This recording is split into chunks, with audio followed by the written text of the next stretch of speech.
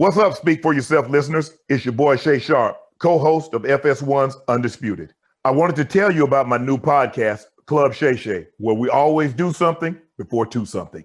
Each week, I sit down with a guest for a drink and conversation, and as host and proprietor of Club Shay Shay, I've welcomed in esteemed guests such as Snoop Dogg, Floyd Money Mayweather, LeVar Ball, Isaiah Thomas, just to mention a few.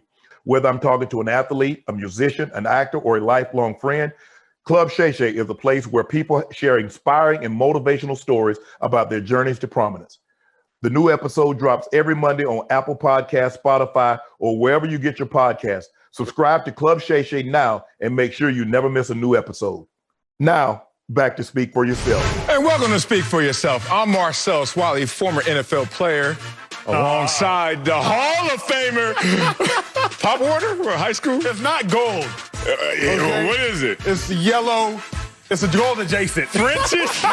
Everything about you is right next to something else that's great. That's Emmanuel Immaculate Acho. I'm right next to something else. Oh, that's great. Damn, this dude. Oh, I love working with him. Too bad my co-host killer. All right, let's begin the show with the big news out of Philly yesterday, where the Eagles shipped Carson Wentz to the Colts for 2 draft picks.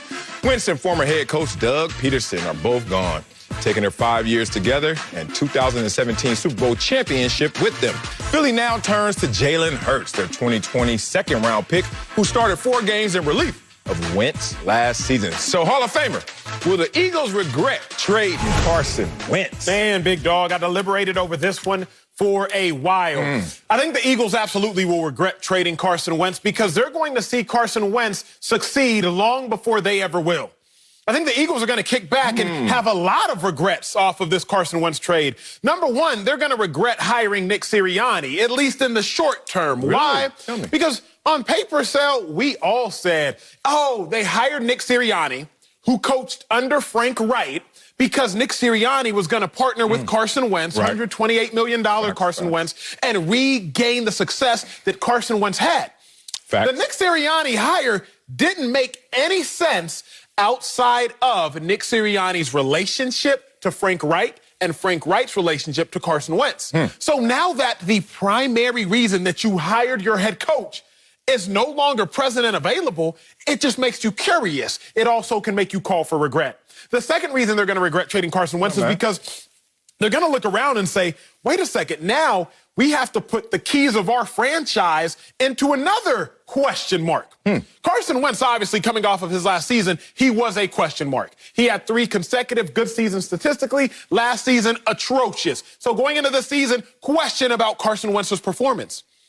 But there's also a question about the person who's now running the Eagles franchise in Jalen Hurts. 1-3 as a starter. Second year now would he be going into as a starter. The 4th best rookie quarterback last year. Question mark. The other thing they're going to look up and see, Sal, is, wait a second. Our leading receiver on the team was a practice squad guy who started 9 games. Our second leading receiver on the team was a tight end. Our third leading receiver on the team was a rookie. Our 4th leading receiver on the team was a blocking tight end. So they're going to kick back, assess their offensive talent, assess their offensive roster, and be like, wait a second, the cupboard is still empty. Meanwhile, they're going to have to look over to Indy and be like, this dude Carson Wentz living good. Like he should. Is he? He is. Is he? And so I think, big dog, the Eagles are going to have their regrets at least in the short term.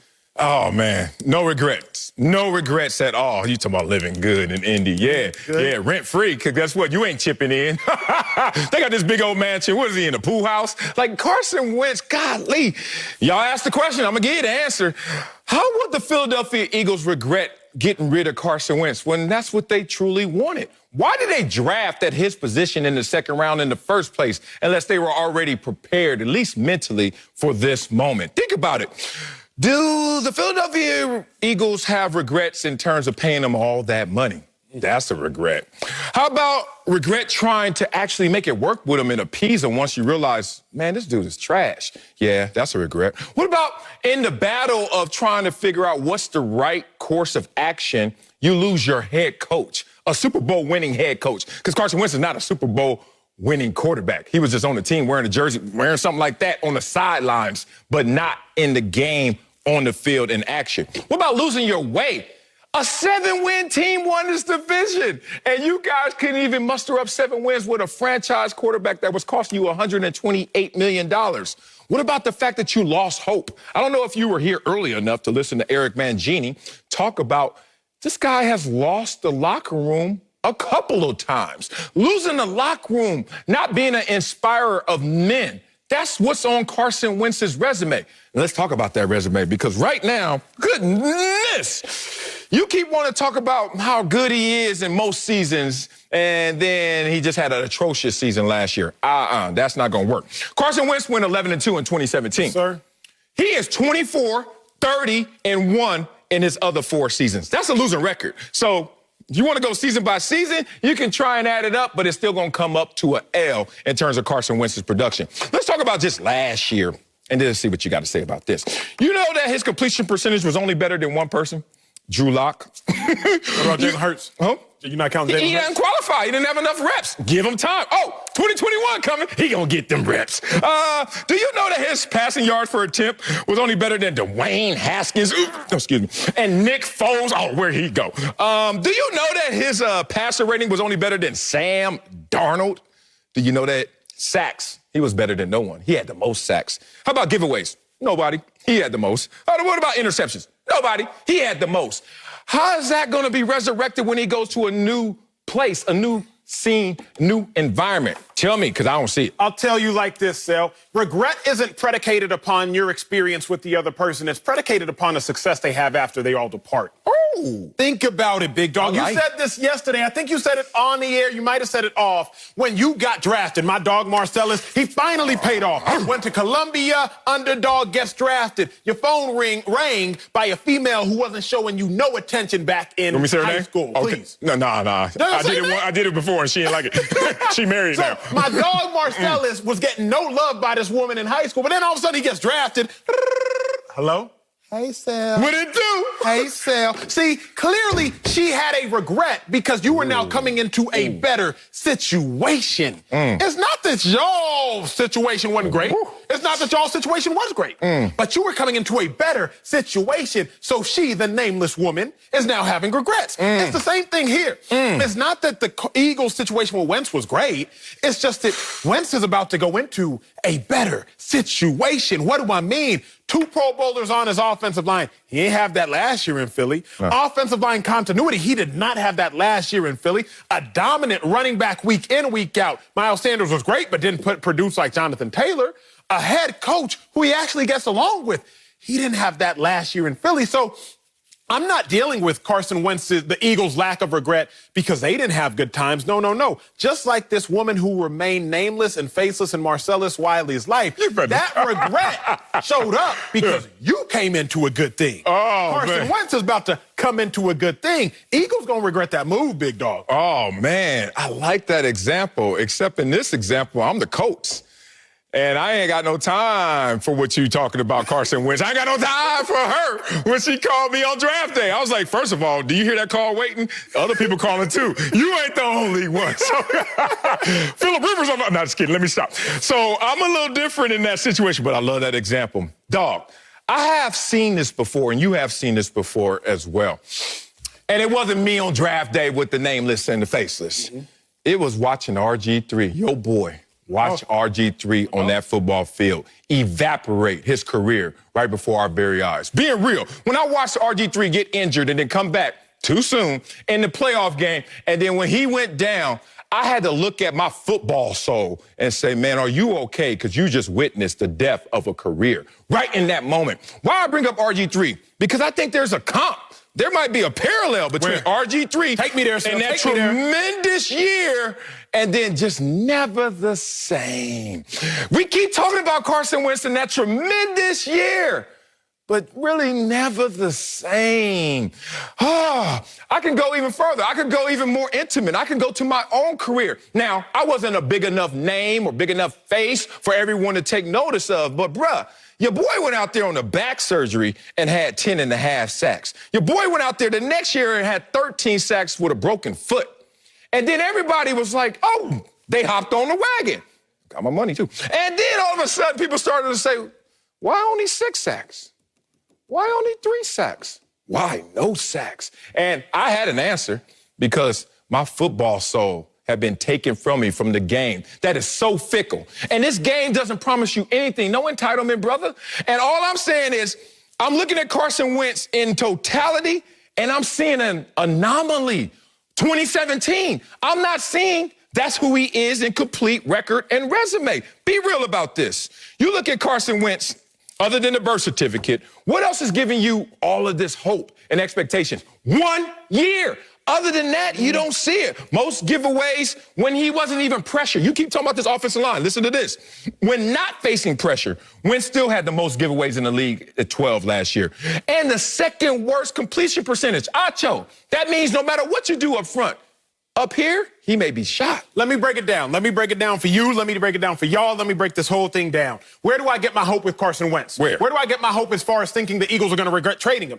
It's this. 2017, 33 touchdowns, 7 interceptions, 11-2 was Carson Wentz. Sick. 2018, 21 touchdowns, 7 interceptions. That was Carson Wentz. The Eagles did not have success, but Carson Wentz still did. 3-to-1 touchdown interception ratio. That ain't the same, no. It's not. In it's not aggregation, MVP. like It's not in MVP, absolute, but it's good. Yeah, it's good. It's efficient, but it's not the same absolute. All of a sudden, you're not jumping as high. Correct, right? But you're still getting up there. You're not hitting that. You're not hitting that. You know that when you do the combine test and you hit that last one, Oh, stay there. Okay, so 2017, he hit them all. The next year, you're like, okay, we got to put more up there because he already hit them all. Correct. He ain't even hit where he hit before. Correct. Come on. But he was still up there. He was still compared to everybody else. Carson Wentz, 21 touchdowns, 7 picks. But not compared to himself. Correct. 2019, 27 touchdowns, 7 interceptions, 4,000-yard passer, no 500-yard wide receivers. So when I look at Carson Wentz, big dog, the records were not the same as 2017, but Carson Wentz was a top 5, top 7, top 10 quarterback. You might want to say he's Hold on, 5 and 10 is whole different animals, but I hear you. In 2017, I would say 5. Okay. By 2018-19, I would say top 10. When you're looking at Carson Wentz, I'm like,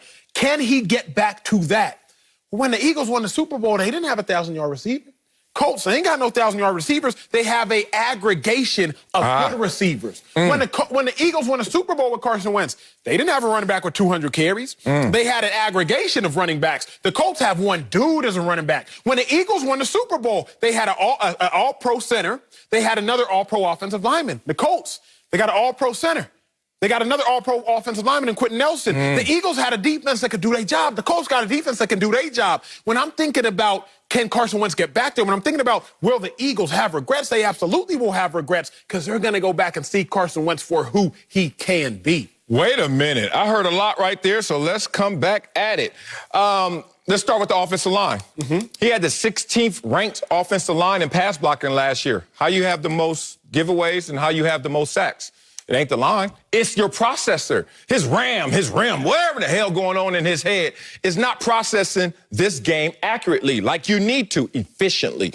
Let's talk about the fact that now you're talking about intangibles and how he's going to get, first of all, stop saying he's getting back to the Super Bowl. He ain't never been to the Super Bowl, dog. You don't, look, I know he has a ring and good for him. It's empty calories. He didn't put in on that Super Bowl championship. Look, he got him to 11-2. And then he said, y'all got to finish the race. Look, if you were running a 400 and you ran 280 of it, ain't no gold medal for you, even though your team. Didn't Gronk miss the Super Bowl? But we don't say he has 3. We say Gronk You have has never 4. asked me that question. Gronk got 3. No, I don't give a damn. Like, he knows it. That's why he had to come back and get another one. He wanted the real one. Here's the thing. Intangibles. Tom Brady, as great as he is with his tangibles, still at 43. His intangibles is what took them over the hump, correct? Yes, sir. Tell me about intangibles when you hear reports of a franchise quarterback and his head coach not talking for up to 10 weeks.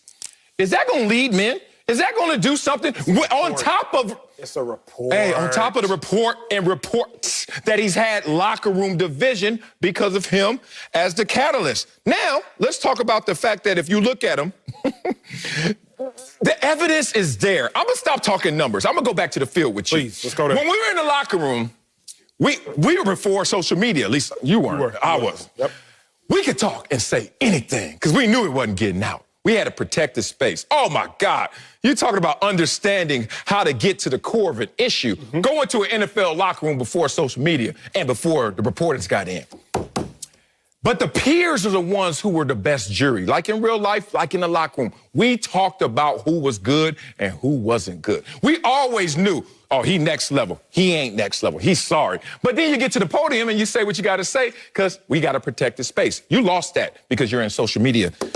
But you know what y'all still have? NFL Top 100. Y'all still get to vote anonymously. Y'all get to go back to my day when y'all didn't have to put your names on it and just say it and be protected by that privacy. Was Carson Wentz voted an NFL Top 100 player despite having a contract, $128 million, despite already having a Super Bowl, despite 2017? No, he wasn't. Once again, the jury spoke. Coming up at the top of the hour, last offseason, Cam Newton was must-see on IG. But after a 7-9 season, can the Patriots bounce back with Cam Newton at quarterback? But first, the Nets had a statement win knocking off the defending champs last night. We'll tell you who we think is more likely to reach the finals this season. Next, on Speak For Yourself, as I fix my earpiece. Hey, Speak For Yourself listeners, I wanted to tell you about our brand new Fox Sports app and website, foxsports.com. Reimagined for the modern sports fan. Go ahead, download the new app now.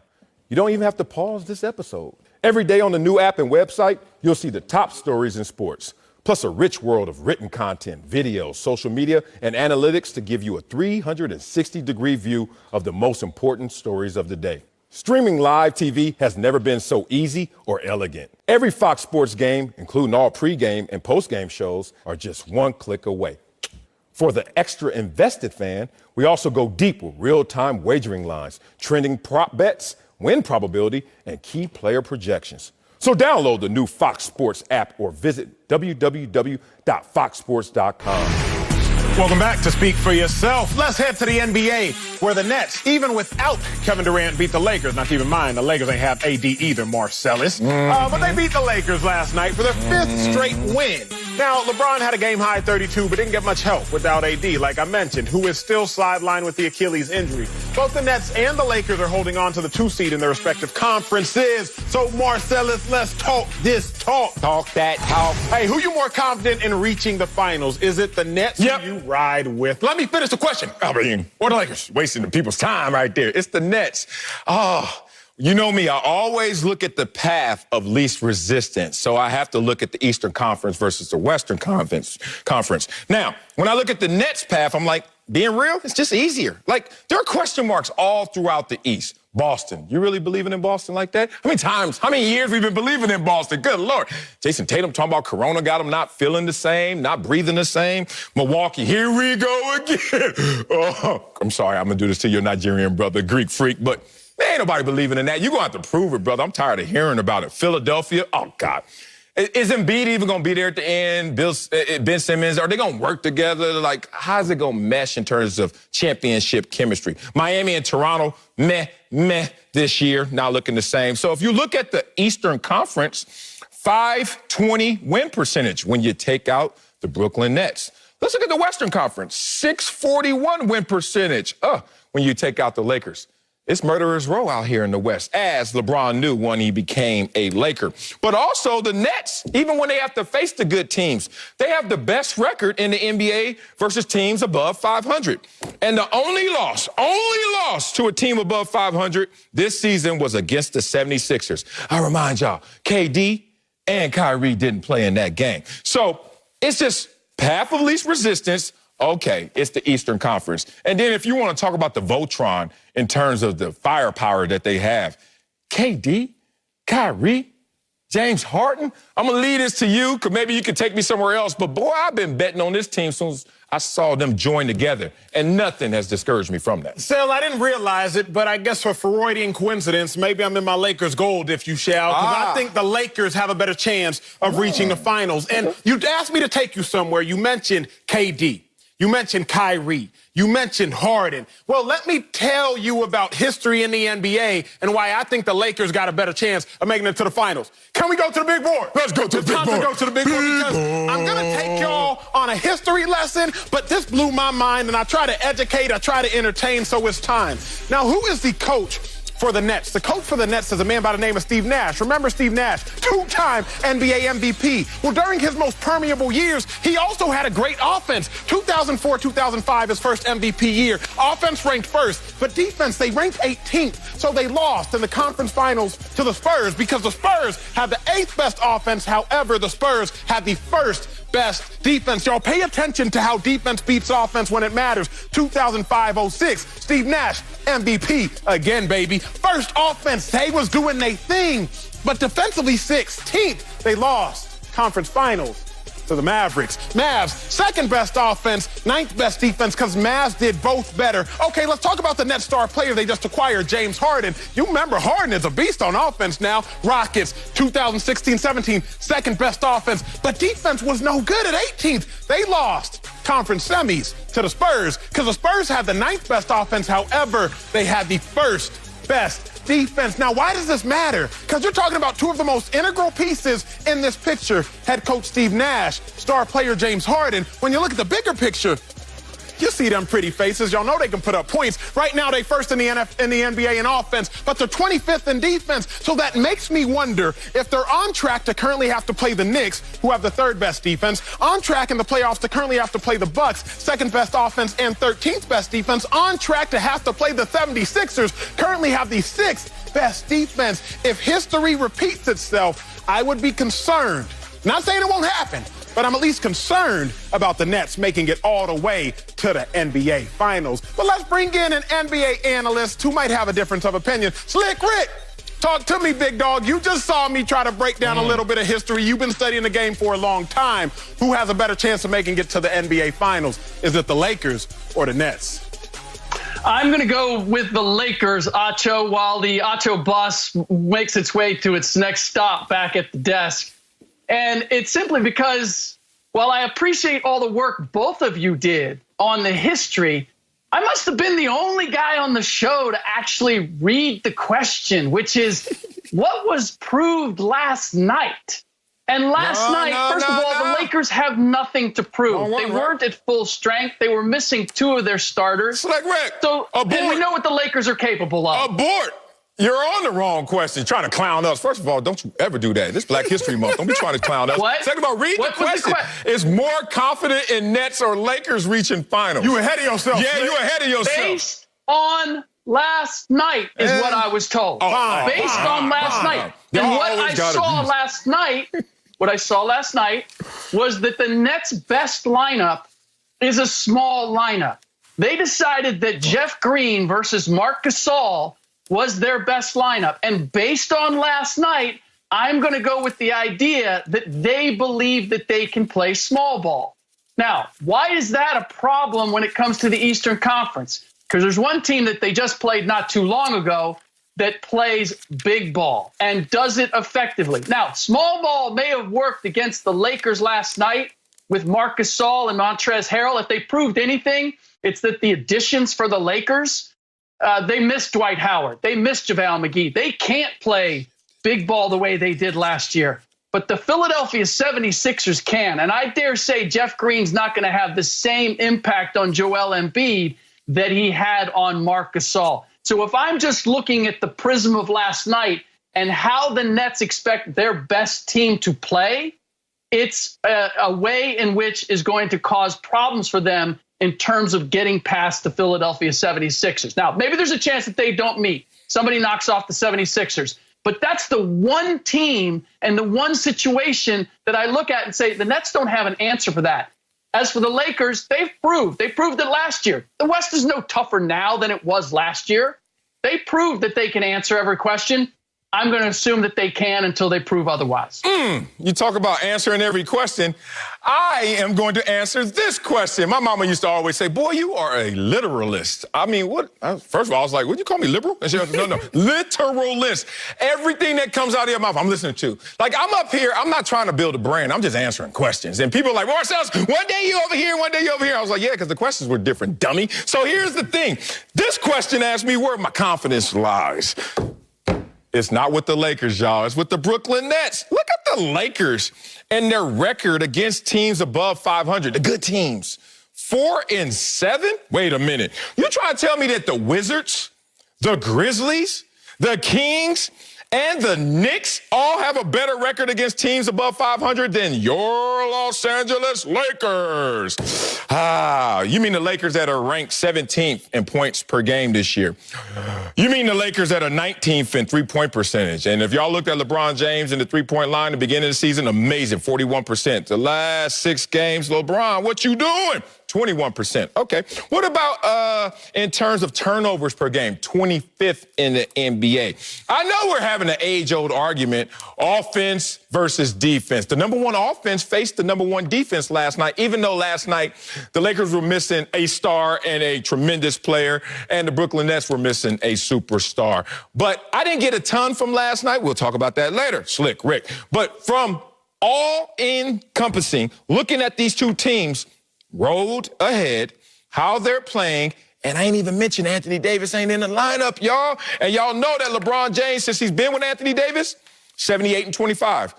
Without Anthony Davis, 38 and 32. Treading water, y'all. It's a whole different animal. Look in the East if you want to see where Brooklyn's going, because they're going to the finals. Lakers, baby, Lakers, baby, Lakers. Now look, Marcellus, I'm turning the notes over. Slick, get rid of the notes, Sale. Done with the notes. Let's have a barbershop talk. Slick, we can go to Supercuts and meet you, or you can come to the hood. Right. Either one, just let me know. I ain't going nowhere. I ain't got no if I'm looking at the Lakers, what? LeBron has made 10 NBA Finals. LeBron has made, 8 out of the last 9 and 9 out of the last 10. 9 out of the last 10, that's what LeBron has made. Who is going to stop LeBron and these Lakers? Dame? CJ ain't even been in the line. Dame gonna do it? Who gonna do it? Luka? Luka can't even keep the Mavericks afloat. Klay Thompson is not playing. Are you gonna trust a 24-year-old Donovan Mitchell to get it done? Is that what you're gonna do? No. What? Marcellus, you don't trust the Clippers? The same Clippers that haven't made it to the Western Conference Finals? Bump the notes, bump the stats, bump the PER, bump the average per game, bump the steals per game, bump the blocks, bump all that. What? Just look at the facts. Bron, 9 out of 10 straight finals. Bron, 10 total. Who is going to stop him? Don't you mention Gobert. Don't you mention Spidey Mitchell. Don't you mention Dame without no help. Don't you mention Luka. Don't you mention Steph without no help. Nobody is stopping LeBron James from reaching the finals. The Nets, maybe they'll get there. The Lakers will absolutely get there. Acho, that was really well done. I'm glad you took care of that aspect of what is in front of or not in front of the Lakers, so that I can focus on Marcellus's idea that what we're seeing of the Lakers now is somehow reflective of who they are. Let's face it, we're in unusual circumstances. They played longer than anybody else. We didn't have a regular offseason. They weren't even sure how long the offseason was going to be. And there is no question, you cannot fight me on this, Celis, that the Lakers have not even attempted to play their best basketball to this point. They have been coasting through the season. LeBron James coasted through last night's game. He got his, but he didn't go overboard trying to win that game. So this idea that we can look at where the Lakers are ranked statistically in various categories and say that's who they are, I think is a misnomer. And in spite of the fact that they haven't really been taking this season all that seriously to this point, they are still one of the best defenses in the league. And ultimately, as Acho demonstrated at the very beginning, that is an element that cannot be missed on and is an integral factor to success in the postseason. And for all that I like about the Brooklyn Nets and all that I believe that they did prove last night about certain things, the fact that their defense is going to have to improve before I buy that they're going to get to the finals, they haven't demonstrated that yet. Oh, my God. Let me take us to break. But before I go to break, let me get a shot off. Let me get a couple shots off right here. You know how I roll. You're on the ropes now, my friend. I ain't got time to fight. This is pretty up here. Protect this. I got an Air Force, though. Pack. Here come 2 shots. Slick, you ain't even know what the question was when we started this block. And I'm supposed to trust you. Acho, you supposed to know best. Acho knows best, y'all. Acho knows best. But he just left a season and a sport where he was telling me all year, Tampa Bay ain't going to do it. Tampa Bay ain't going to do it.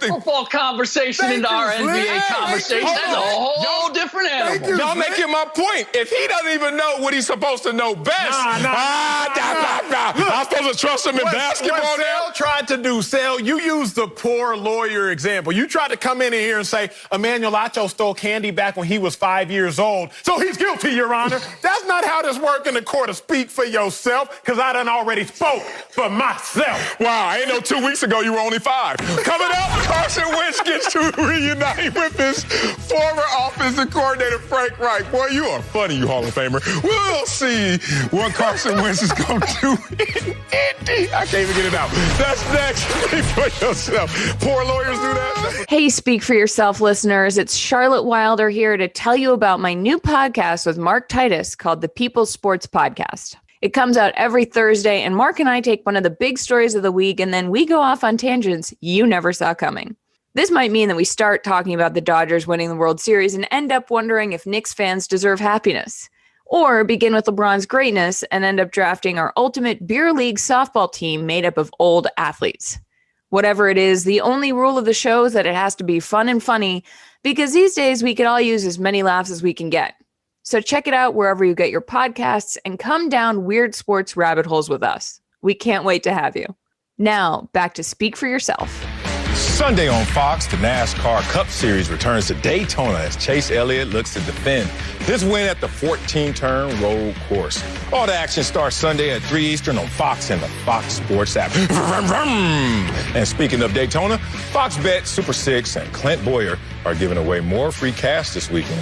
Download the free Fox Bet Super 6 app and enter Clint's Stage 2 contest for your chance to win a $10,000 guaranteed prize. All you need to do is answer 6 questions about Stage 2 of Sunday's Cup Series race for your chance to win. Hook me up, man. Hook me up. Let's head to Indy, where Carson Wentz has reunited with his former offensive coordinator, Frank Reich. Last time Wentz and Reich were on the same sideline was the 2017 season, and Wentz put together his best season as a pro. Wentz had the 4th highest passer rating in the NFL, 33 touchdowns to only 7 interceptions, while leading the Eagles to an 11-2 start before going down with the knee injuries. So, Acho, do you expect to see the 2017 version of Carson Wentz in Indy? I do, Sal, but let me first completely clarify a national misnomer about Carson Wentz. Oh, really? Yes, it's time for me the to entire clarify. nation has now believed something that's false. Yes, to you. because I I believed it up until this morning, and I studied Carson Wentz, texted my dog yesterday. I know his career just as well as anybody outside of him. You texted who? Carson Wentz. My Like dog. that? I had to, you know what I'm saying? You apologize for me already? Not yet. Let me clear up this misnomer. Okay. We're going to see 2017 Carson Wentz because we don't need to see 2017 Carson Wentz. We just need to see 2019 Carson Wentz, and it will reflect itself as 2017 Carson Wentz. Let's compare Carson Wentz to Carson Wentz. I'm going to clear this up for everybody. I'm really about to blow y'all's mind. 2019, Carson Wentz was probably better than he was in 2017. 2019, he had a higher completion percentage significantly. 2019, he had more passing yards significantly. 2019, he had the same amount of interceptions, but he did have less touchdowns. 2019, he threw for 4,000 yards with no 500-yard receivers. The Eagles were only 9-7 in 2019. That was the difference. Their defense was not as good. He didn't have as much help, but he still performed just as well. So for everybody thinking the great Carson Wentz was 3 years ago, that's incorrect.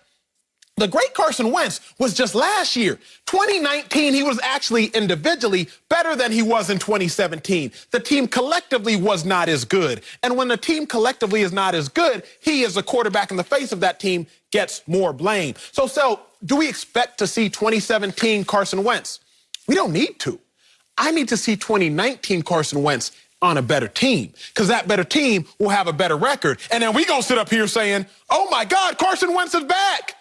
No, Carson Wentz is just 2019 Wentz, big dog, on a better team. Colts 11-5 last year with Phillip Rivers. Colts have the defense. Colts have the running game. Colts have good enough young receivers, add an additional studded receiver, and you were fine. I don't need to see 4 years ago Wentz. Give me last year's Wentz, not this past season, the season before, and we gonna be all right. Okay. Woosah. Let me digest this. That's hard, too. I'm trying to unlearn something that you unfortunately learned. Rest in peace, John Singleton. Unlearn. I love that. One of my favorite words. Okay, let me unlearn this. Okay, let me unlearn what everything I was going through last year in 2020, because that doesn't count. 2020 didn't exist. That wasn't Carson Wentz. Go back to 2017. But no. Acho just told me get out of 2017, go to 2019. Yes. 2019 was better, but that wasn't last year. Okay, I got it. Pick up your phone real quick. Yes, sir. Don't go to the text messages with you and Carson, because that's already got you off. I'm on here. Look at your phone and check the calendar. Yes, sir. What's today's date? It's February 19th. February 19th. Yes, what sir. year? What year? 2021. Okay, so. Oh my God! So put my phone down. Can I put my phone down? Put your phone down. Yes. Put your phone down right now, because Carson might hit you again. You need more help. 2017 was 1, 2, 3 Texas math 4 years ago. All right, Acho, let's do this. 4 years ago, man, I don't know. I had 2 kids, not 4. I had half as many kids running around my house, pulling my hair out 4 years ago. 4 years ago, I don't know. The world didn't even have any babies. I'm talking about my kids and my babies. We didn't have Da Baby. We didn't have Lil Baby. Them boys was just making mixtapes trying to bubble. No studio albums 4 years ago. But no. You and Carson are on a different... Y'all got a different calendar. 4 years ago, I was banging 4 letters, boy. Now I'm over here with the 3. Throw the 3s up. It's a whole different world in 4 years. 4 years ago, Acho, before the Hall of Fame induction, you were doing like Wichita State games or something. What was you covering 4 years ago? See how you act? You and Carson, boy, y'all living in some alt universe where y'all go and play with your action figures and your little toy soldiers. I don't know what the hell. But let me talk about this year. And the best indicator of future behavior is... Past behavior. Yes, sir. And if I got a recent pass, it's going to haunt me. 2020, which Acho wants to skip over. You want to go to 17, 19, 21. Oh, interesting. Okay, it's those odd numbers for you. Wentz has regressed in completion percentage, passing yards, and passer rating in each of the last 2 seasons. Carson, text him. Because that's 2020. And the miraculous year you're talking about of 2019. Acho, I got so many notes, so many nuggets, but I want to talk to you heart to heart, because you know I love you. Please. And I like Carson Wentz as a person, because I don't know him. But we can get to know each other through your text. Send me his number. Here's the one thing I want you to understand. Carson Wentz is at a fork in the road, and it's going to go like this. Because of injury, because of regression, is he going to become RG3, as I spoke of in the A block, or Kevin Durant? Let me explain myself. When RG3 went down, everybody looked and said, that looks different. That's going to be different. And then we saw him respond to it, and we were like, yeah, that was the moment. Because like you said, you saw him in college, covered him in college. Special. And it all basically went away in that one moment. When we watched Kevin Durant go down in the finals, coming back from an injury too soon, some would say, he comes back, and then he goes down with the Achilles. Then you start hearing everyone saying, he won't be the same. Kevin Durant laughs right now at that injury based off of his production. He responded to that adversity. Unfortunately, RG3 didn't respond to his same adversity. I'm asking you to ask your boy Carson Wentz next time y'all chop it up. Is he going to be RG3? Or is he going to be KD? I like your take. The first thing I will say, you said Carson Wentz is at a fork in the road. He's about to pick up the fork and start eating. That's the first thing he's going to do in Indy. He's about to pick up that fork and start eating. The second thing I'm going to say is this. I started thinking about this RG3 thing, because you're right, RG3 was a beast. Beast. In college, NFL Rookie of the Year. Yes. What else happened with RG3? Not only did he lose his health, who did he lose? You know the name. Kyle Shanahan. Coach. He lost Kyle Shanahan. Right. The same Kyle Shanahan that made Matt Schaub a Pro Bowler. You're right. Matt Schaub, 17 years in the league, 2 Pro Bowls. Kyle Shanahan led him to his first. The same Kyle Shanahan that made Matt Ryan an MVP in his 8th year, made Matt Ryan a Super Bowl attendee. The same Kyle Shanahan that made Jimmy G a Super Bowl attendee as a starter, not as a backup in New England. So if RG3 did lose his health, but he lost his coach, Carson Wentz, he lost his coach. But just like you lost in the lost and found, you can find it. And he's found his coach now in Frank Wright, Sale. And so if he lost his coach and has now found his coach, I think he will find his way. What I want to clarify is this. Carson Wentz wasn't a flash in the pan. You Carson sure? Wentz, no, I'm positive. I'm positive because of this. Oh, my 33 goodness. tugs, 7 picks. 21 tugs, 7 picks. 27 tugs, 7 picks. It's not like Carson Wentz had one good year. He had 3 good years. He had 1 year that was better than the other 2. But what did Aaron Rodgers tell us? My worst years are your best years. Aaron Rodgers had 25 touchdowns, 4 interceptions just 2 years ago. That pales in comparison to his 43 touchdown season. But I'm not going to sit here and criticize Aaron Rodgers. Rodgers, you only had 24. Oh, a team did. The Packers did. They drafted Jordan Love because they were like, oh, well, Aaron Rodgers, compared to Aaron Rodgers, oh, you're terrible. Yeah, Carson Wentz, compared to your 33-7, the 21-7 don't look good. But a 3-to-1 touchdown interception ratio is still fantastic, Stel. I'm just letting you know. We don't have to travel as far back as you think. We don't have to go to 17. We can't go to 2020. I'm not going to act ignorant. We can't go to 2020. But we don't have to go as far back as you think. So we only got to go to 202019. How old are you, Acho? 30. 30? I got to count, boy. Damn. It's been a long Is it kicking in already? You okay? I mean, here's your take. I'm tired, You had to do the math. You carried the one. You're like, man, 30. Dog, we're on air. I'm amazed at you.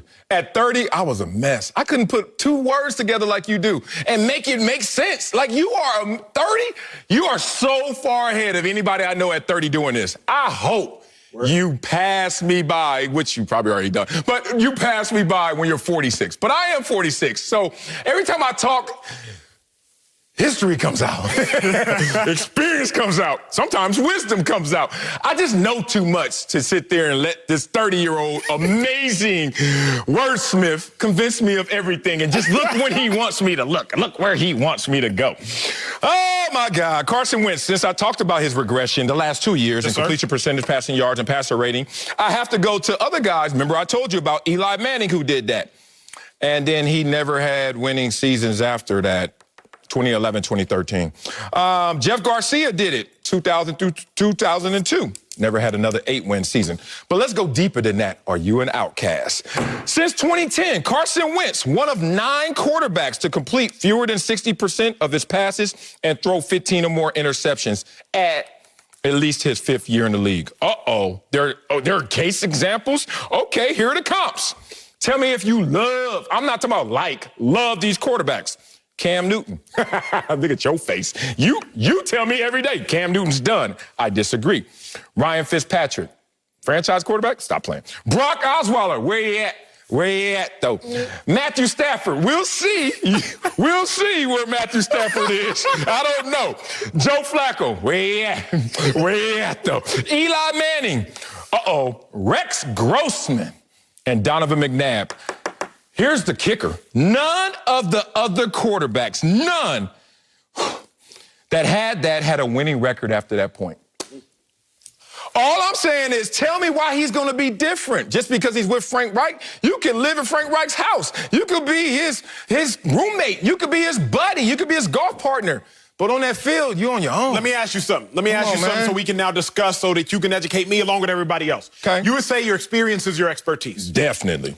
Why don't you think that Carson Wentz can have the same type of revival that we saw Drew Brees had? In their first 4 years, essentially identical stats. Y'all fact check it, but I already did. I was there. I played with him. In the first 4 years, Drew Brees had a high season. He had a low season. Carson Wentz had a high season. Yeah. He had a low season. Yeah. Drew Brees had a 9-win season, an 8-win season. Carson Wentz had a 9-win season. Like in their first 4 years, they are essentially statistically identical. Drew Brees, change of scenery. Drew Brees, change of coaching. Drew Brees, an offensive guru. Drew Brees, a person he vibes with. And we've seen what has happened to Drew Brees. I'm not going to forecast that Carson Wentz will be a Hall of Famer. I'm not doing that. Okay. But your experience is your expertise. All right. You have to give me a legitimized reason as to why a person whose wedding you attended in Drew Brees, you saw his highs, you saw his lows, you saw his revival. Yes. Why can't Carson Wentz do the same thing? My quick answer is I wasn't doing this job when Drew Brees was doing this. Because if I were, I wouldn't have bet on Drew Brees either. And I would have had to eat crow. That's fair. I look That's forward to meals that are served with the crow. Like, I'm not up here to judge. I'm not up here to limit his potential. I'm not up here to cap what he's going to be. Carson Wentz, make me look dumb. Guess what? I'm just going to do my job in this present moment. And right now in the present moment, your 2020 told me that Drew Lock, Gardner Minshew, Andy Dalton, Mike Glennon, and others had a higher passing grade than you did. Oh, and it told me that Mitchell Trubisky, Nick Mullins, Joe Flacco, Brandon Allen also had worse passing grades than you. Either way it goes, that's not the company you want to keep, especially if you're a franchise quarterback. But Carson, I love you, big dog. Prove me wrong. Coming up, last offseason, Cam Newton's workout videos were must-see on IG. But after a 7-9 season, can the Patriots bounce back with Cam Newton at quarterback? We'll answer that next. Don't speak for yourself. Now you got the reverse course, Hacho, because here comes Cam. Welcome back to Speak for Yourself. Let's head back to Philly, where the Eagles have turned over a new leaf. Carson Wentz is an Indianapolis Colt now, so Jalen Hurts has to be the starter, right?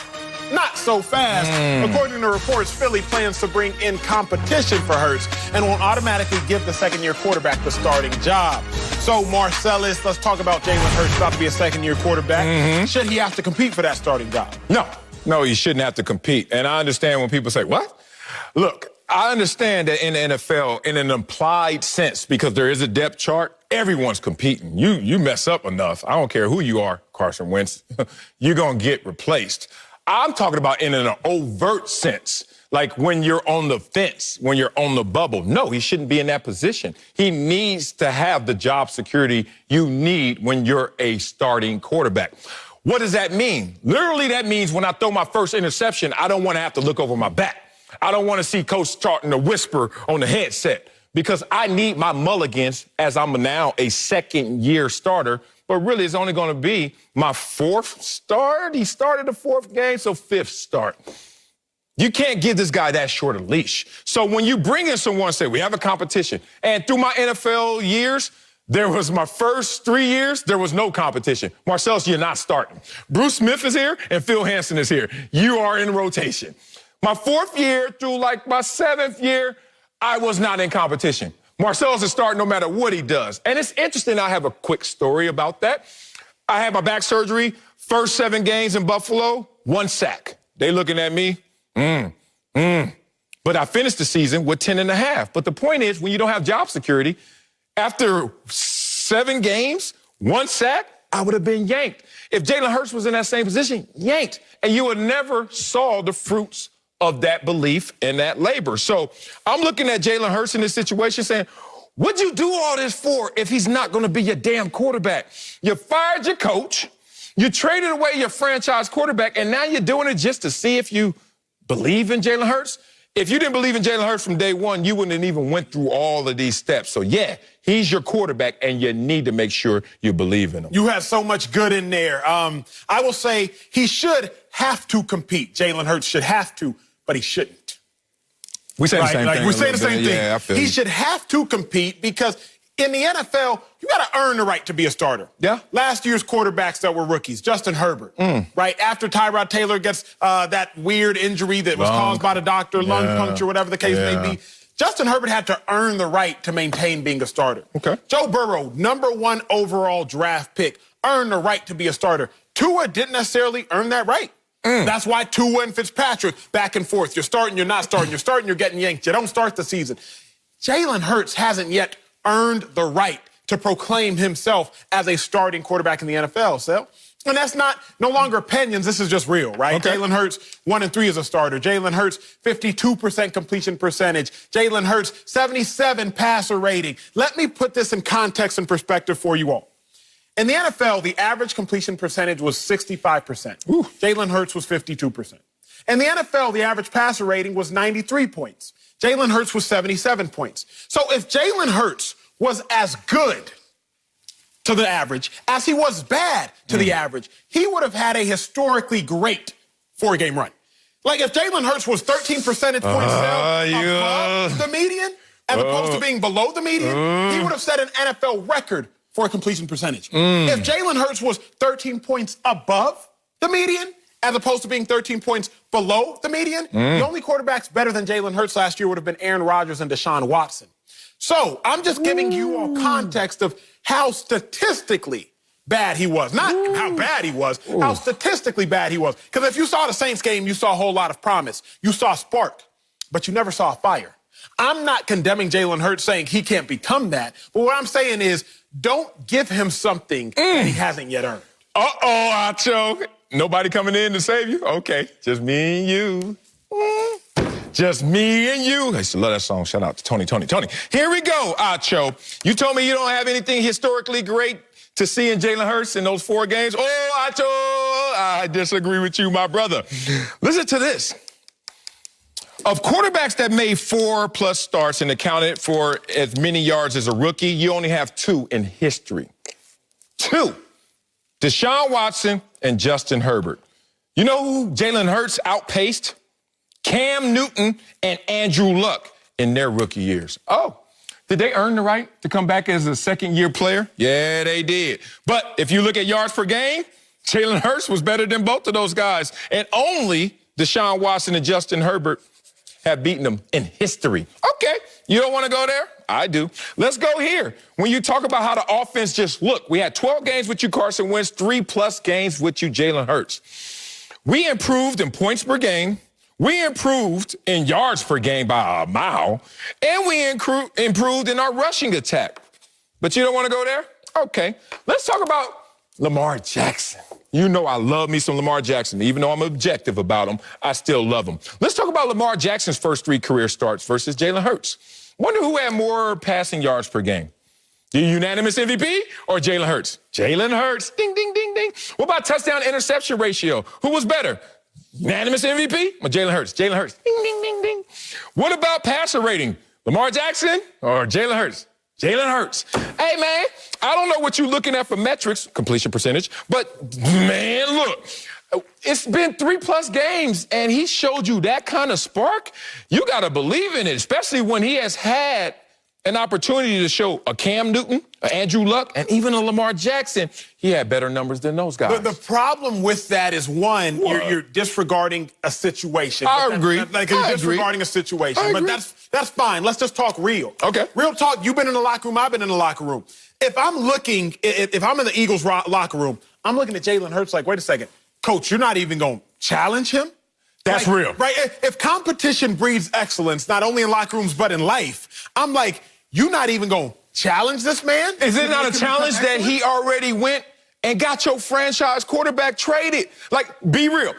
We're first going to sit there and say, hey, man, he need competition because we don't know if he's seasoned enough. But then we say, hey, man, it can't be worse than Carson Wentz, being real. And he got Carson Wentz out of here. When you invest $128 million in a quarterback, and then a guy I was a second rounder, in his first year gets that guy gone. When Bruce Smith was released, and it was not because of me, but they tried to make it seem like it was because of the belief in me, man, do you think the next year I had to go out there and prove myself? Once they let go of something they deem great, they gonna look at you like you better be great because you got rid of that. But let's ask this question. I'm not looking at Carson Wentz anymore. If I'm an Eagles fan, if I'm Eagles management, that's old news.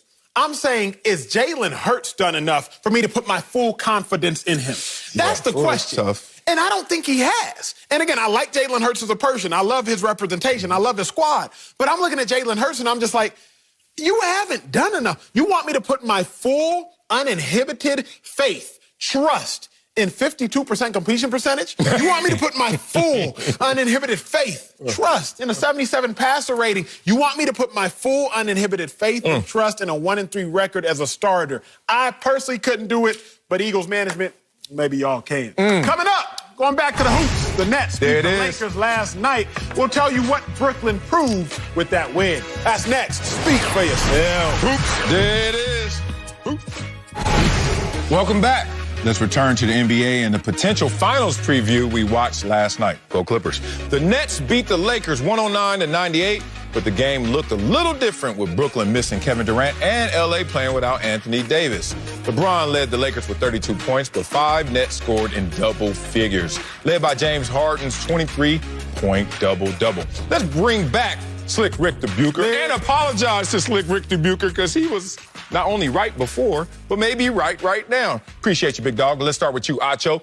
Did the Nets prove anything in their win over the Lakers? Nah, they didn't prove anything because you can't learn anything from an incomplete picture, Sel. You can't learn anything from an incomplete sound, Slick.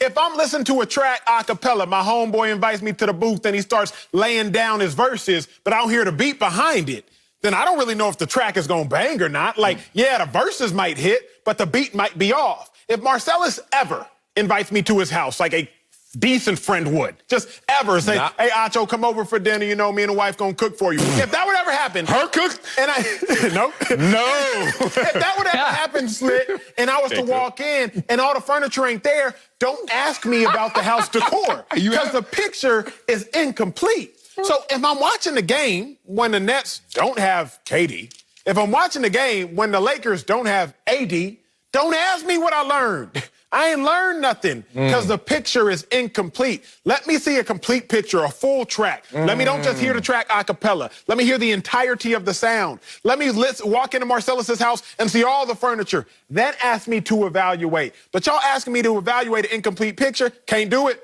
won't do it.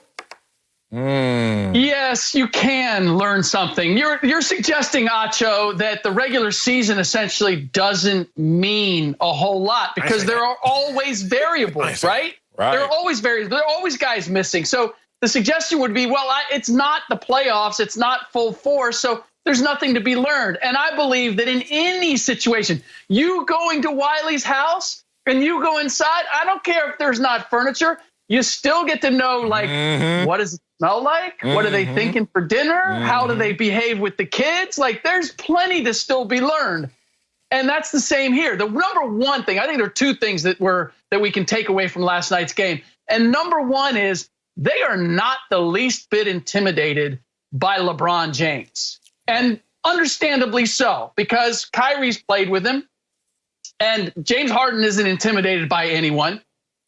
But the fact of the matter is, they used Jeff Green. They never once double teamed LeBron James. And Kyrie even talked trash in this game, or someone did from the Nets when LeBron James went to the free throw line and missed the free throw. And I believe it was Kyrie who said, well, that's the best free throw shooter you got.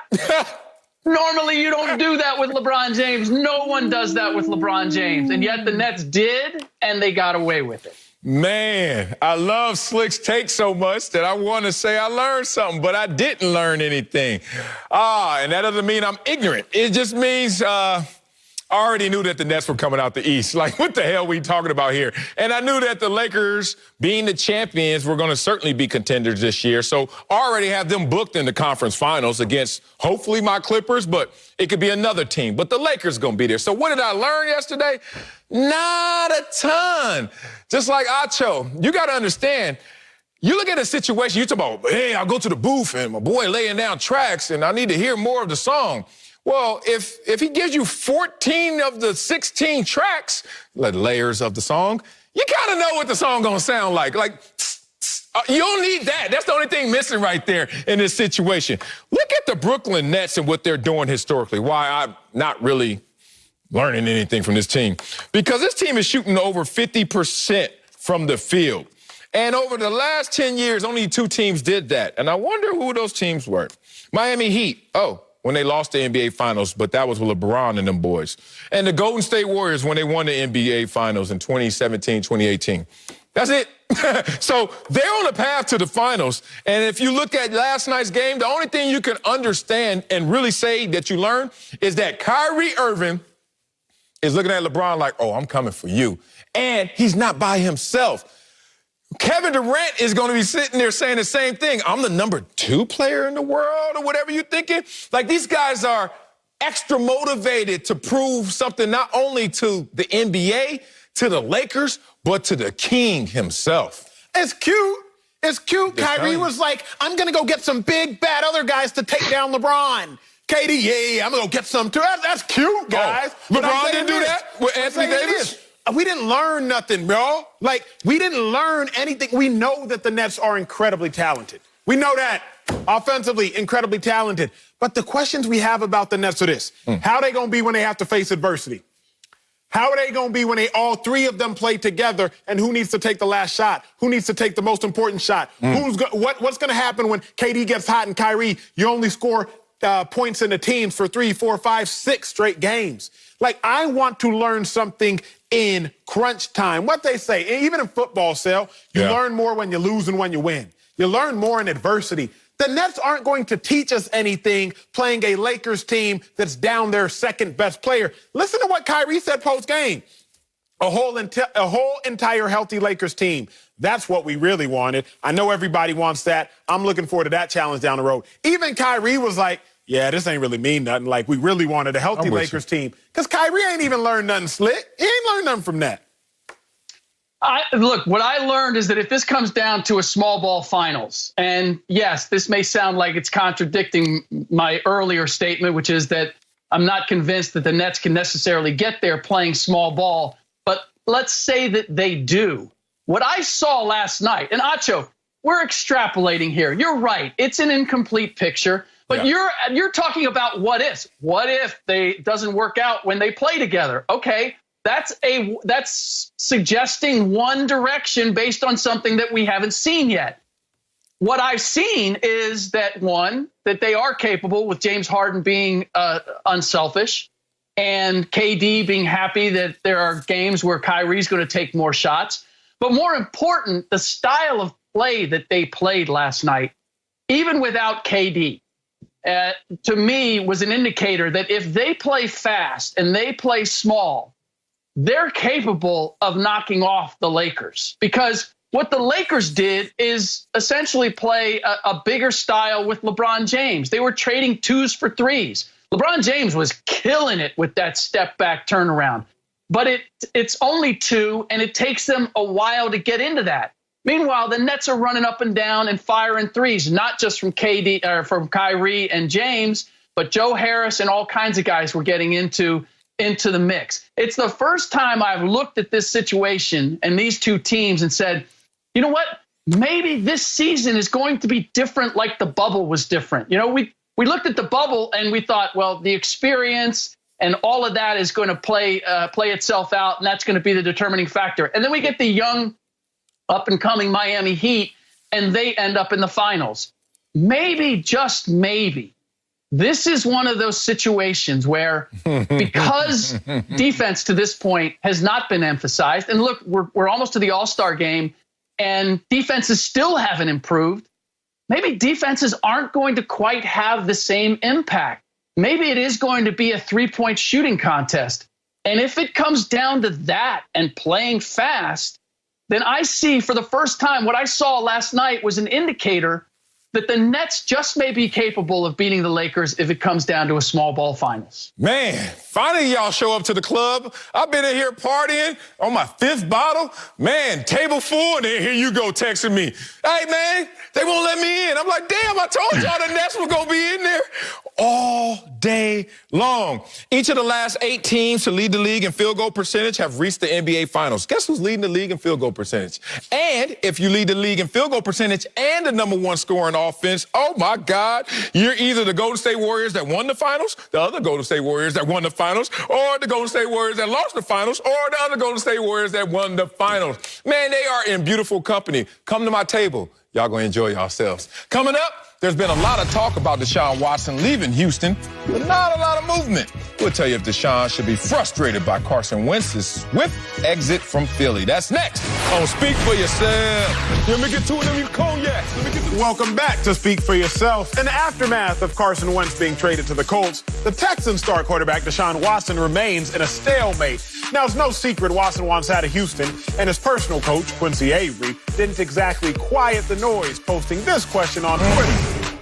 What's the criteria for a quarterback asking to get traded than actually getting traded? Asking for a friend. So, Marcellus, should Deshaun Watson be frustrated over the Carson Wentz trade? Should Deshaun Watson, him, be frustrated? Hell no. Do you know how to receive a compliment? First of all, they don't want you to go anywhere. You know why? Because you're amazing. You're great. They just gave you money, $156 million. As T.O.'s publicist once said, that's 156 million reasons why he loves you. Guess what? They love you. This is not Matthew Stafford, where they were sitting there like, we are stuck in the mud with this guy. When's he going to finally want to leave because we want to leave him too? Mutual agreement. This isn't Carson Wentz. God, he is sorry. And we stuck with this money. He got to go. No, this This is Deshaun Watson, top 5 quarterback in the league. You agree? Yes, you do. I can tell. Now, I'm going to get into what I think is really going on, because this hit me a little sideways, and I didn't know what was going on. Let's talk about this personal coach, Quincy Avery, right? All right. So let me tell you how this all played out in front of my eyes. Man, I'm crazy. This is nothing personal, strictly business, EPMD. Okay. So I get called an idiot on Twitter all the time, but Quincy Avery called me an idiot. He sent out a tweet, and I saw it, and, in your mentions and stuff, I was like, idiot, Quincy Avery. And I was like, who's Quincy Avery? And I think he had a check mark, so I was like, who's Quincy Avery? You want some smoke? You bark up this tree, be careful. This tree may fall on you. So I was like, oh, he's just a trainer. He's just a personal coach. I ain't gonna shoot at the young dude. Let him live. Anyway, I come in the next day, he on Colin's show. I'm like, He's somebody, girl. And I was like, okay, Quincy Avery, good for you. I'm still not going to shoot at you because nothing personal. But then when I realized you talking for Deshaun Watson, and now you coming into my place of work and get on my show. What'd he say? Uh-oh, Quincy Avery, I got to call you out, boy. Man, these trainers, these employees, they out here thinking they bossing. Let's talk about Quincy Avery. You got 2 issues, brother. And I think Deshaun has 2 issues. They're the same issue. One is, if you're speaking for Deshaun Watson, you're highlighting the issue Deshaun Watson has with this organization. Deshaun, communicate, be direct, speak for yourself, name of our show. Say it with your chest. Oh, you're going to use your trainer? What is the pillow talk version with a trainer? What do you call that? Because that's what this is. Or, Deshaun, you ain't saying any of this. Quincy went there on his own and said all this. Last time I checked when I was in the league, if my trainer ever got between me and my money, me and my organization, I got a problem with said trainer. So which one is it? Are you pillow talking with Deshaun Watson to come up here to get in my job? Or you just speaking for yourself, Quincy Avery? Any way it goes, take the compliment as it is. You are not Matthew Stafford. You are not Carson Wentz. You are a franchise quarterback who they want to keep. And I ain't done with this dude. Oh, no, I don't want you to stop. No, let me stop. Let me stop. Because he's with Trent Dilfer, who I love and swear by. But Trent should have warned him. Respect. Let me say this. Some compliments you don't want to take. Really? You sit on that. Yeah, some compliments you don't want to take. Big dog, you always mock your boy for being super single. Now, contrary to popular belief, America, I'm not necessarily super single by choice, Sal, but what I sing, I'm a nice guy. I'm a nice guy. And so I'll sit here and I will submit my love to so many potential candidates. And you know what I got told, Marcellus? You're just too nice of a guy, Emmanuel. Emmanuel, you're just too good of a guy. So what, Sal? I get punished because I'm a good dude? Deshaun Watson is getting punished because he's a good quarterback? Because the Eagles look at Carson Wentz and you ain't no good to us, so we'll trade you. The Rams look at Jared Goff, you ain't no good to us, so we'll trade you. The Lions look at Matthew Stafford, we ain't really won like that with you, so we'll trade you. But they look at Deshaun and, you're actually really good, Deshaun, so we're not going to give you what you want. Damn right. Kind of counterintuitive. It's kind of a catch-22 from Deshaun's perspective. From Deshaun, I'm about to say. From Deshaun's I want you. You ain't letting you go. No, because Sal is like, if I'm a good dude, I bring you flowers, give you foot rubs, pay for your meals, you know what I'm saying, pick you up, and I'm too nice of a guy. Deshaun Watson, the only problem is that he's too good of a dude, so you want him to act out like James Harden. You want me to call you outside your name. That's what you want me to do. You want me to stand you up on date night. That's what you want me to do. You want me to get to the podium and disrespect you publicly like James Harden. Because that's what he did. Don't reward bad behavior. And if I'm Deshaun Watson, I'm frustrated because I'm seeing bad behavior, bad performances get rewarded. Interesting. Now, I'm going to let you tell America that story, and it sound good. And I know somebody, girl, I chose a good girl, a good guy, too. But I know some of your exes. Stop lying. All this foot rubbing you doing. Boy, you ain't rubbed a foot. That's what she said. I don't know which way to believe it. Kevin Samuels, come get this thought up here lying. You super single for a good reason. You like your newfound fame. You ain't slick. Now let me talk about this dude, Quincy Avery. Hey, Acho, all this month you have missed out on Colors. You didn't see it. New Jack City. Please tell me you've seen this movie, Players Club. Damn, you off for 3. You haven't seen Players Club? Oh, my God. So you don't know the scene. I ain't even going to talk about.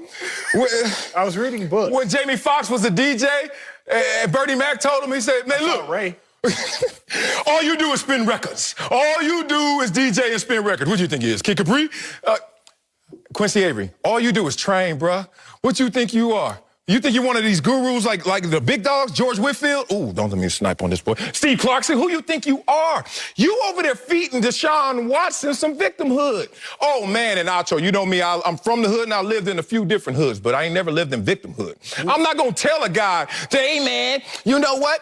I saw you in September, and guess what you were doing in September? Crying. Oh, my God, I love Houston. I love the opportunity to bring us a championship. I love the community. Quincy Avery knew about that speech. He saw it.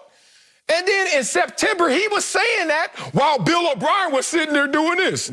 All right, Deshaun. And where was DeAndre Hopkins? Been gone.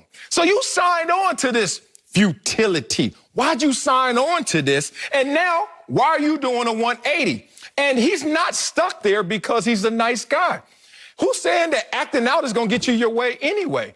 They are keeping him because he is amazing. I don't know why this is so hard to understand. Do you let amazing things just go? You got a couple cars, your dusty Bentley, the one that I don't like because it's never washed. But the point is you have it. Do you just say, ma'am, the cousin I don't like, you can push it any day you want? No, because it's amazing and you want it. That's Deshaun Watson. I'll say this, Sal. It's not hard to understand. It's hard to accept. And I think there's a difference. Okay, talk to you me. feel me? Like, Talk to me. it's not hard to understand that they want to keep Deshaun Watson because it's good. But for Deshaun, it's hard to accept. Think about it. Deshaun has looked throughout the landscape. Somebody sign. He's looked throughout the landscape of ball. Dak Prescott didn't get paid, but Zeke did. Zeke acted out. Dak Prescott did everything right. Remember, Zeke didn't report. Zeke went to Cabo. Zeke done pulled tops down at Mardi Gras. Zeke done all things. But he got paid. And Dak didn't get paid. So it's not that it's hard to understand, Sal. It's not hard for me to understand, like, okay, I'm a good guy, so I'm a nice dude, so you don't want me. It's hard for me and Deshaun, for both of us, to accept. Let me tell you this. Look, Quincy Avery, you're coaching Deshaun Watson. Kudos. You're also coaching Dwayne Haskins. Be careful, y'all, what he's telling you. I don't trust this pillow talk. Last second on this. Like and respect. Know the difference. I got to say this to my 21-year-old daughter all the time. She's looking at a lot of girls out there that want to be liked. So they don't necessarily live up to the highest standard just to be liked. It takes time to be respected. And it's not always going to be with fanfare to be respected. But they have shown him the ultimate respect. They took care of him. Coming up, the NFC East seems to be wide open after Carson Wentz is gone. But who will take hold of the division? That's next. Speak for yourself. Call me an idiot. You ain't. Welcome back to Speak for Yourself. Let's head to the NFC East, where Carson Wentz has moved on to greener pastures in Indy. Cowboys and Dak still have yet to come to an agreement on a long-term contract. Meanwhile, the Washington football team won the division with only 7 wins, while the 6-win Giants appear to be committed to Daniel Jones. So, Acho, who's going to take hold of the NFC East right now? Adora. Let's say who it's not. We know it's not going to be the Eagles. We know they're in a rebuild right now. Really? With Jalen? Man, Okay. Deshaun Jackson just got released, we saw. I'm hearing reports Alshon Jeffrey, Malik Jackson are about to get released. That's just what reports are saying on social media. Like the Eagles, they in a rebuild. And the quarterback got to figure that out. It's not going to be the Giants to me. I'm not convinced they love Daniel Jones, and rightfully so. Like, Daniel Jones. You don't believe in his ability? I don't. Like, he had his highest light of the season was an 80-yard run where he tripped over his feet. Man, you leave that boy alone. It was. That was a highlight. So it comes down to the Cowboys and Washington. And for me, I will say Washington, because Washington's a better coach football team. Washington had a head coach who was battling cancer the duration of the season. He led them to the playoffs. Washington had a quarterback who only started 6 games, was 5-1 in those 6 games, led them to the playoffs. Washington still made the playoffs with Dwayne Haskins starting the majority of the season. Give them a competent starter that they actually trust, whether Alex Smith returns or whether Rivera gets his selection of the free agent pool or draftee, and I'll go with Washington because Washington also has number 4 defense in the NFL by points, number 2 by yards allowed. Give me that defense, that coach. Okay, yeah, to fast forward to where you got, I was like, all right, all these teams I can make a case for, but then I was like, all right, let's get out the semifinals, let's get to the finals. And I was like, Washington to Dallas, then I went with Dallas. The roster's just too talented. It is. And if you can activate that talent, you got something special. Plus, they got a Super Bowl winning coach. I know that people question his abilities and his acumen right now, but he is a Super Bowl winning coach. Don't you look at me like that. You questioning it right now as I speak. Amari Cooper in the building, Michael Gallup in the building, CeeDee Lamb in the building, Ezekiel Elliott in the building, Dak Prescott coming back. Why does that matter? Because last time that I checked, the team that won the Super Bowl this year was a 7-9 team last year that was one quarterback away. And they got their quarterback back, and they won a Super Bowl. Oh, you're trying to say Dak is Tom Brady? Okay. But is he Ben Roethlisberger? Because last time that I checked, the Pittsburgh Steelers were 8-8 and was a quarterback away. Ben Roethlisberger coming back healthy, all of a sudden 11-0. 12-4 start. So somewhere in between winning a Super Bowl and maybe being a 12-win team is Dak Prescott inserted back into the lineup. But I want to give you that, but you've watched ball for years, you played ball for years, I've watched ball for years. I was working for the Cowboys 4 and 3 years ago. The Cowboys were 8-8 with Dak Prescott 2 years ago. Yeah, boy, long. So unless you think Mike McCarthy is really just that much better than Jason Garrett, but McCarthy didn't prove that to me last year, Cowboys were 10-6 with Dak Prescott 2 years ago. Last time the Cowboys were that dominant with Dak Prescott was 2016, his rookie year, but they had 3 Pro Bowl, all-pro offensive linemen, Travis Frederick, Zach Martin, Tyron Smith. When I look at it, Sal, I'm like, I don't even know that Dak Prescott alone makes the Cowboys 12-4. I don't know that Dak Prescott alone. No, anything. Did you know that when Tom Brady's going to go there, they're going to win the Super Bowl? According to you, all year long, you didn't know that. We didn't, analytics, stats, and common sense don't even lend us to believe that the 1-3 Cowboys with Dak Prescott are a 12-4 Cowboys team. Man, I just look at this team. They're so close. And then, look, when Dak was balling, the rest of the team wasn't there. They were absent. Then all of a sudden, you started to see Dak get hurt. Defense wants to wake up. Special teams wakes up. Even Coach McCarthy started to wake up. Everything started to work, but it was just disjointed. You know, to do your Voltron, let's gotta be ask right this, fit. because we'll take them y'all places y'all haven't been. Isn't a part of that disjointedness due to Dak Prescott's absence? Meaning, when Dak Prescott left, everybody paid more focus, paid more attention, coaches included. You kind of take the brakes off your life a little bit when you had the luxury of Dak Prescott. I'm not blaming Dak Prescott, but what I know is this. If Dak is present, the Cowboys were 8-8 when he was healthy. Tyron Smith was healthy. Travis Frederick was, I don't remember if he was on the team because he was having health issues. Zach Martin was there and he was healthy. So even with Dak Prescott, Cowboys have only won 10 games in the last 4 years at best. I don't know if Dak Prescott alone can get the job done. Coming up, Uncle Jimmy is here to help us wrap up the week. Stop looking at me like that, huh? That's next. Damn. On his daddy suit. Welcome back to Speak for Yourself. Hey. What? Before we get to all that, we got some smoke to address. Because Quincy Avery says, he gonna smack fire. He gonna smack fire? Out of Marcellus Wiley in real life, so there's that. What? He gonna get that pillow talk out his mouth and gonna take some of this hit? Oh, man, I can't fight no dude 5'7", 130, can I? Didn't he go to college to be a quarterback but got benched, told him to play wide receiver, became a trainer, personal coach, and then they talk about now he a guru at coaching quarterbacks? I'm gonna set this one up, Quincy. Hey, bro. Wrong dude, homeboy. Send it up, Quincy. Homeboy. Okay, I'm back. Uncle Jimmy, you got some words for Acho? Bring him some smoke like I'm bringing Quincy Avery some of this smoke. Hell no, I ain't got, man. Look, damn this here for Acho, man. Damn that. If you don't quit lying, talking about you know how to fight. Hell, why don't you know you got a book out there talking about you don't know how to fight? That's real. Hey, man, you 6'5", 300 pounds in the 6th grade, and everybody in your class called you Booger. How the hell you gonna beat somebody's ass? Your sister fought all your fights for you. You need to quit your fronting. That's ain't real. No future in your damn fronting, Wiley. Hey, you ain't lying. You know what, Quincy, you want some of this? You gotta beat my sister first. She'll whoop your ass, boy. That's it for us. See you Monday. Qualify for this smoke, homie.